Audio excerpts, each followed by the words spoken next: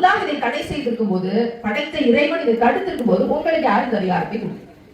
இந்த ஊர் பிள்ளைகளோட படத்தை எல்லாம் போட்டு வீடியோ எடுத்து பிளாக் போட்டு உங்களையே நீங்க அலங்காரம் பண்ணி வெளிக்காட்டுறதுக்கு இஸ்லாமிய பிள்ளைகளுக்கு உங்களுக்கு யாரு இந்த அதிகாரத்தை கொடுத்தது அப்படின்னு கேட்டேன். அவங்கள்ட்ட பதில் எதுவும் கிடையாது, எந்த பதிலும் அவங்களுக்கு கிடையாது. ஆனா அவங்க செய்யக்கூடிய இந்த வேலைகள், இதனோட தன்மைகள், இதுக்கு பின்னாடி இருக்கிறது காசு மட்டும்தான். ஆனால் இதுக்காக நம்ம போய் இந்த மேக்கப் அப்படிங்கிற கல்ச்சருக்குள்ள போய் நம்முடைய ஈமானை இழக்கிற சகோதரிகள், அதுக்கு வழிவிடுற அம்மாமார்கள், ஆண்களுக்கு இந்த தகவல் எல்லாம் தெரியறது இல்லைங்க. ஏன்னா நிக்காஹ் அப்படின்னா ஆண்கள் தனியா பெண்கள் தனியா இருக்கிறாங்களா? அவங்க போறாங்க, பள்ளிவாசல கையெழுத்து போடுறாங்க, வந்துடுறாங்க, அவ்வளவுதான். அவங்களுக்கான அதிகபட்ச வேலை வந்து சாப்பாடு, அதுதான் அவங்களுக்கான அதிகபட்ச பரபரப்பு கல்யாணத்துல. இந்த வேலையை செய்யற ஆட்கள் யார் தெரியுங்களா? இந்த வேலையை செய்யறது, இதுக்கு தூண்டுறது, இதுக்கு அனுமதிக்கிறது, அடடான்னு இதை போட்டோ எடுத்து பரப்புன்றது.